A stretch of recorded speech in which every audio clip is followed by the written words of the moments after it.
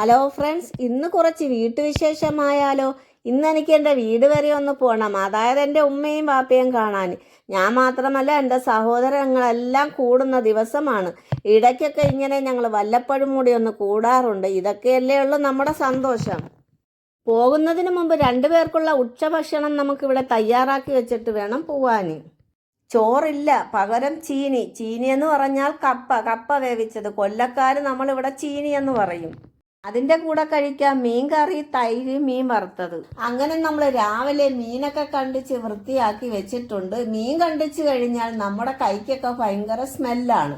സോപ്പിട്ടൊന്നും കഴുകിയാലും പോത്തില്ല. അന്നേരം നമ്മൾ എന്തോ ചെയ്യും, കുറച്ച് വെളിച്ചെണ്ണ എടുത്ത് കയ്യിലൊക്കെ ഇതുപോലെ ഒന്ന് തേച്ച് പിടിപ്പിച്ചിട്ട് നിങ്ങൾ സോപ്പൊക്കെ ഉപയോഗിച്ചൊന്ന് വാഷ് ചെയ്ത് നോക്കിയേ, ആ കൈയുടെ സ്മെല്ലെല്ലാം മാറിക്കിട്ടും. അല്ലാതെ നമ്മൾ എത്ര കഴുകിയാലും സ്മെല്ല് മാറില്ല, കുറച്ചെങ്കിലും ബാക്കി നിൽക്കും.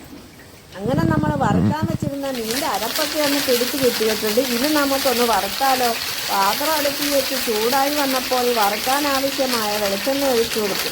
വെളിച്ചെണ്ണ ചൂടായി വന്നപ്പോൾ കുറച്ച് കറിവേപ്പില ഇട്ട് കൊടുത്ത് അതിൻ്റെ മുകളിൽ നമ്മൾ മീൻ പറക്കി വെച്ച് കൊടുക്കാം. കറിവേപ്പിലയുടെ മുകളിൽ മീൻ ഇടുമ്പോഴാണല്ലോ മീനിന് ആ കറിവേപ്പിലയുടെ സ്മെല്ലും നല്ലൊരു ടേസ്റ്റും മണവും ഒക്കെ കിട്ടുന്നത്. മാത്രവുമല്ല, ഈ മീൻ ചെവിട്ടി പിടിക്കത്തില്ല. ഇത് ഇത്രയും നമ്മൾ വറുത്ത് കോരി മാറ്റി വെച്ചിട്ട് ഈ എണ്ണയിൽ വേണമെങ്കിൽ നമുക്ക് മീൻ കറി വെക്കാം. പുളിയും മുളകും. മീൻ വറുത്ത എണ്ണയിൽ പുളിയും മുളകും വെക്കുമ്പോൾ ഒരു പ്രത്യേക ടേസ്റ്റാണ്. നിങ്ങളൊന്ന് വെച്ച് നോക്കിയിട്ടാണ്. മുമ്പൊക്കെ നമ്മൾ മീൻ വറുത്ത എണ്ണ മാറ്റി വെച്ച് പിറ്റേന്ന് ഉപയോഗിക്കുമായിരുന്നു. ഇപ്പോൾ നമ്മൾ ഉപയോഗിക്കില്ല. ഇപ്പം നമുക്ക് ഈ മീൻ വറുത്തതിൻ്റെ ബാലൻസ് എണ്ണ നമുക്ക് കളയാൻ വേണ്ട. അങ്ങനെ മീനെല്ലാം വറുത്തെത്തിയിട്ടുണ്ട്. അപ്പോഴത്തേക്ക് ഞാൻ അപ്പുറത്തെ ചട്ടിയൊക്കെ ഒന്ന് ചൂടാക്കി വെച്ചിട്ടുണ്ട്. ആ ചട്ടിയിലോട്ട് നമ്മൾ ഈ മീൻ വറുത്തതിൻ്റെ ബാക്കി ബാലൻസ് എണ്ണ അങ്ങോട്ട് ഒഴിച്ചു കൊടുക്കാം. ഇനി നമുക്ക് ആ എണ്ണയിലേക്ക് 1/2 ടേബിൾ സ്പൂൺ ഉലുവ ഇട്ട് കൊടുക്കാം. ഉലുവാക്കി ഒന്ന് പൊട്ടി തുടങ്ങുമ്പോഴത്തേക്ക് നമുക്ക് വെളുത്തുള്ളിയും ഇഞ്ചിയും കൂടി ഇട്ട് കൊടുക്കാം. ഇനി നമുക്ക് 2 തണ്ട് കറിവേപ്പില അങ്ങോട്ട് ഇട്ട് കൊടുക്കാം. ഇനി ഞാനിവിടെ ഒരു സവാള അരിഞ്ഞതും കുറച്ച് ചുവന്നുള്ളി അരിഞ്ഞതും കൂടെ ഇവിടെ വെച്ചിട്ടുണ്ട്. അതും കൂടി ഇതിലേക്ക് ഇട്ട് കൊടുക്കാം. നമുക്കിതിലേക്ക് ഒഴിക്കാനായിട്ട് കുറച്ച് ചൂടുവെള്ളം വേണ്ടി വരും. അപ്പോഴത്തേക്കും നമുക്ക് ഇപ്പുറത്തിരുന്ന് വെള്ളം ഇച്ചിരി ഒഴിച്ചു കൊടുത്ത് അവിടെ നിന്ന് ചൂടായി വരട്ടെ. ഈ സവാളയും ഉള്ളിയെല്ലാം ഒന്ന് മൂത്ത് വന്നിട്ടുണ്ട്. ഇനി നമുക്കിതിലേക്ക് ആവശ്യമായ പൊടികൾ ഇട്ട് കൊടുക്കാം. ഞാൻ ഈ കറിക്കുള്ള പൊടികൾ മുളക് പൊടി, മല്ലിപ്പൊടി, മഞ്ഞൾപ്പൊടി, കുരുമുളക് പൊടി ഇതെല്ലാം ഒരുമിച്ച് ഒരു ടിന്നിലാക്കി വെച്ചിട്ടുണ്ട്. ഇതുപോലെ കറി വയ്ക്കുമ്പോൾ നമുക്ക് ഓരോന്നോരോന്ന് എടുക്കേണ്ടി വരത്തില്ല. കറിക്ക് ആവശ്യമുള്ള 1, 2, 3 സ്പൂൺ ഇതുപോലെ ഇട്ട് കൊടുത്താൽ നമുക്ക് ഇതുപോലെ കറിയാക്കി എടുക്കാം. പെട്ടെന്നാവും. തക്കാളി നമ്മൾ ആദ്യം ഇട്ട് കൊടുത്തില്ല. ഇട്ട് കൊടുക്കാത്തത് ഈ പൊടി ഇനി കരിയത്തില്ല. ഇതൊന്ന് മൂത്ത് വരുമ്പോഴത്തേക്ക് ഇതിൻ്റെ ഒരു ഈർപ്പം കൊണ്ട് ഇനി ഈ പൊടി കരിയത്തില്ല. ഇനി നമുക്കിവിടെ വെള്ളം തിളച്ച് വന്നിട്ടുണ്ട്. ഈ വെള്ളം അങ്ങോട്ട് നമുക്ക് അതിലോട്ട് ഒഴിച്ചു കൊടുക്കാം.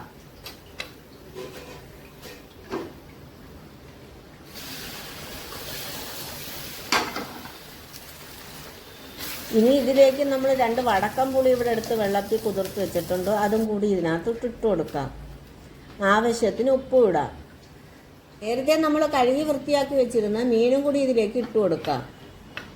നമ്മൾ ഇപ്പുറത്തെ അടുപ്പിൽ നമ്മുടെ കുക്കറിനകത്ത് ചീനി വേവാൻ വെച്ചിരുന്ന് നമുക്ക് അതും കൂടെ തുറന്നു നോക്കാം. തുറന്ന് നോക്കുന്നതിന് മുമ്പ് നമ്മൾ ഇതിൻ്റെ വിസിലൊന്ന് പൊക്കി ആവിയെല്ലാം പോയോന്ന് ഉറപ്പാക്കിയതിന് ശേഷം മാത്രം തുറന്നു നോക്കണം. ചീനി വെന്ത് കിട്ടിയിട്ടുണ്ട്. ചീനി നിങ്ങളുടെ നാട്ടിൽ കപ്പയെന്നൊക്കെ പറയുമായിരിക്കും. നമ്മളെ കൊല്ലക്കാർ ഇവിടെ ചീനി എന്നൊക്കെയാണ് പറയുന്നത്.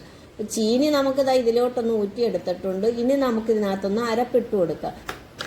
നേരത്തെ കറിക്കുള്ള കൂട്ട് തയ്യാറാക്കിയതുപോലെ തന്നെ തോരനും അവിയലും ഉപയോഗിക്കാനുള്ള അരപ്പ് ഇതുപോലെ അരച്ച് ഒരാഴ്ചത്തേക്ക് ഞാൻ ഫ്രിഡ്ജിൽ സൂക്ഷിച്ച് വെച്ചിരിക്കുന്ന അരപ്പാണ്. ഉപ്പിൻ്റെ നീര് ഒഴിച്ച് നമുക്ക് ഈ ചീനി അങ്ങോട്ട് ഇട്ട് കൊടുത്തൊന്ന് ഉടച്ചെടുക്കാം. അപ്പോൾ ഇതുപോലെ തന്നെ നമ്മൾ വറുക്കാനുള്ളത് തയ്യാറാക്കി വെച്ചിട്ടുണ്ട്. തോരനും അവിയലിനും ഒക്കെ ഈ ഒരു അരപ്പ് ഉപയോഗിച്ചാൽ മതി. അത് നമ്മൾ തയ്യാറാക്കി വെച്ചിട്ടുണ്ട്. മീൻ കറിക്കുള്ള കൂട്ടും നമ്മൾ തയ്യാറാക്കി വെച്ചിട്ടുണ്ട്. ഇതിന് മുമ്പ് ഞാനൊരു വീഡിയോ ചെയ്തിട്ടുണ്ട്, അടുക്കളയിൽ നിന്നും മോചനമൊന്നും. അത് കാണുമ്പോൾ നിങ്ങൾക്ക് എല്ലാവർക്കും മനസ്സിലാവും. ഇതിലേക്കൊക്കെ പോകുന്നവർക്ക് എളുപ്പം നമ്മൾ അടുക്കളയിൽ ജോലി ഒതുങ്ങും. ഇനി നമുക്ക് തൈരും കൂടെ റെഡിയാക്കിയാലോ? ഈ കട്ട തൈര് ഞാൻ വീട്ടിൽ തന്നെ തയ്യാറാക്കിയ തൈരാണ്. അത് ഞാൻ ഈ ചാനലിൽ ഇട്ടിട്ടുണ്ട്, കട്ട തൈര് എങ്ങനെ ചെയ്യാമെന്നുള്ളത്. ഇനി ഈ തൈരിലേക്ക് ആവശ്യത്തിനുള്ള ഉപ്പും ചുമന്നുള്ളിയും പച്ചമുളകും ഒക്കെ ഒന്ന് ചതച്ച് ഇതിലേക്ക് ഇട്ട് കൊടുക്കുക.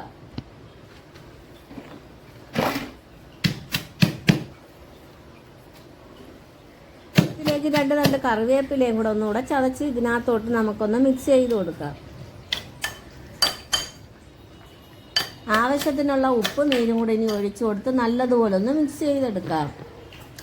നമ്മൾ കട്ട തൈര് ഉണ്ടാക്കണമെങ്കിൽ നമ്മൾ ഫ്രിഡ്ജിലിരുന്ന തണുത്ത ഉറയെടുത്ത് ഇതിനകത്തോട്ട് ഒഴിക്കാതിരിക്കണം. അതാണ് മിക്കവാറും ഉള്ളവർക്ക് തൈര് ശരിയാവാം. ഉച്ചക്കലത്തേക്കുള്ള ചീനിയും പുളിമുളകും കട്ട തൈരും മിക്സ് ചെയ്ത് ഒന്ന് കഴിച്ചു നോക്കിയാൽ എങ്ങനെ ഇരിക്കും. പിന്നെ അതിൻ്റെ കൂടെ മീൻ വറുത്തതുമുണ്ട്. അങ്ങനെ എൻ്റെ ഭർത്താവിനും എൻ്റെ മോനിക്കും ഉള്ള ഉച്ചക്കലത്തെ ഫുഡ് റെഡിയാക്കി വെച്ചിട്ട് ഇനി എനിക്ക് എൻ്റെ വീട്ടിൽ പോയിട്ട് ഇനി ഞാൻ രാത്രിയായിരിക്കും വരുന്നത്. പോകുമ്പോൾ കയ്യും വീശി പോവണ്ട, മുറ്റത്തോട്ടൊക്കെ ഒന്ന് ഇറങ്ങി നോക്കാം. ഇതൊക്കെയാണ് ഇന്നത്തെ എൻ്റെ വീട്ടുവിശേഷം. ഇന്നത്തെ എൻ്റെ വീഡിയോ ഇഷ്ടപ്പെട്ടെന്ന് വിചാരിക്കുന്നു. ഇഷ്ടപ്പെട്ടാൽ ഒരു ലൈക്കൊക്കെ തന്ന് സപ്പോർട്ട് ചെയ്യണേ.